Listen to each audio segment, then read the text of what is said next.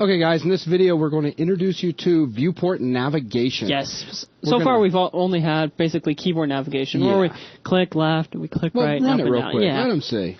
Well, they're not going to see me type it out. They're not. You're not going to see your mouse moving around. Right. My mouse is right here. I'm using the keyboard to control the movement. But we would like to be able to click down with our mouse and drag around inside our viewport and have our cube tumble around. Yeah. We'd also like to be able to zoom in and out as well. That would be cool, too. That would be awesome. So let's go ahead and exit this out, and let's go ahead and get started. Now, the first thing is we're going to have to make a variable that allows us to set whether or not we're navigating. Because while we're navigating around with our mouse, we don't want the controls to start worrying. We don't want them to be doing anything. Otherwise, with your button down and you drag without this, and you drag your mouse over like the slider. Right. You're going to start dragging the slider back and forth. Yeah. Not exactly what we're looking for. Nuh-uh. So what we're going to do is add a B navigating. In other words, we're navigating. And that's going to default to false. Yeah. Very good. And also, just as a... let's just leave it at that for now. Well, a couple of things. Watch this. Let's go ahead and jump down to where we've got in our draw scene. Yeah. So come all the way down, all the way down. All right, so here we are. One of the first things we do is we basically take our GL Translate F and we push back 5 units. Right. All right, so this one's going to become really important. We're going to create a variable for this because this is going to be updating. So let's go ahead and do that. Okay. Let's change this to zoom. Let's change. We've been using cube rotate X, but we're slowly going towards converting this entire thing over to our particle demo. That's right. So we're not rotating a cube in the particle demo. So we'll just say rotate X, rotate X, and rotate Y. Right. And now if I hop all the way back up to here, we'll have our rotate X and our rotate Y, and then another one, float, called zoom, and we'll just default that to negative 5. So we'll end up with the exact same thing. So as a matter of fact, we can go ahead and compile it and make sure everything still works just fine. It should be exactly the same as it was before, except right here in our keys. Wait, let me just go ahead and delete these out because we're no longer going to utilize the keys. Fair enough. We don't want to use keyboard control for rotating. Right. So let me just get rid of this whole thing. Okay. Now all we have left is escape exits. Right. Let me compile that. Let me run that. Okay, not a problem. Yeah, let me go ahead and see what this is doing. It actually stopped me for a minute because I didn't know what was going on. Go back up into the draw scene area. Back up near the top. So we have our negative zoom. Zoom. Because it was negative 5, right. And there we have it. So at this point we have no control. Starting to get all worried. Yeah, I know. It just was really weird.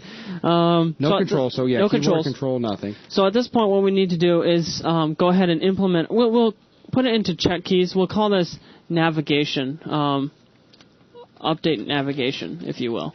Okay. Just to kind of give it a more proper name. And then right here we'll say update navigation. Sounds good. And as you can see, we can recompile that, and all should be fine. Good. Beautiful. Awesome. So let us go into our update navigation, our new update navigation area. And let's start getting some mouse input. So basically we need to get the mouse input and calculate how much has moved since the last update. So let's create some static variables, integers that are called last x and last y. We'll initialize both of these to -1. And basically what this is going to do is store the last mouse position that we calculate so we can get a change in x. So if the last x is -1 and last y is -1. That means they haven't been initialized yet. Let me actually change that to equals. So let's go ahead and update them by simply getting the current state. So last x equals state.x. Remember, we are storing this and updating this. Right. And state.y. And now let's get create 2 more variables, change in x and an int change in y.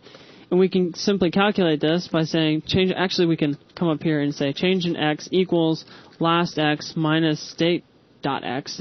So on the first loop, we're going to get 0 for both of these, obviously. I mean, that's pretty obvious, right? Right. So with our change in x and our change in y, now we have that. Let's go ahead and update last x to our current position, last y equals state.y. Now, we have our change in x, and what this is going to hold is how much we've moved the mouse in the x-coordinate and how much we've moved the mouse in the y-coordinate. So with these two, we can very, very simply calculate how much we want to move in x and y. But here comes the big thing. What we need to do, basically, is first go ahead and check to see if the left button is down and make sure that we're not controlling a control. Right. So left mouse button down and controlled equals null. We want to make sure we're not controlling. Because if we're in the middle something. of controlling that slider or something, we don't want to start, navigating our viewport. Right. And now we're going to introduce a new SDL function. This is called SDL WM grab input. What this allows us to do is take control of the mouse and not allow the mouse to move outside of our window area. So we can have perfect control of the mouse while we're navigating around. So we simply pass it grab on, and there we have it. Now we also want to, at this point, we've grabbed our input, grabbed our mouse. Now we need to update our rotation. So let's do a rotate X minus equal, and our X is going to be controlled by our movement in Y, if that makes sense. It should become very logical in just a second. And then we'll multiply by some constant. I have it defaulted to 0.5f. Okay. And then this is more or less for speed control. Yes, it is. How fast? How fast do we want it to be able to move? We'll set that into a constant in just a second here. And we'll do the same for cube rotated Y. So float times the change in in X times rotate. I almost wrote out a constant again.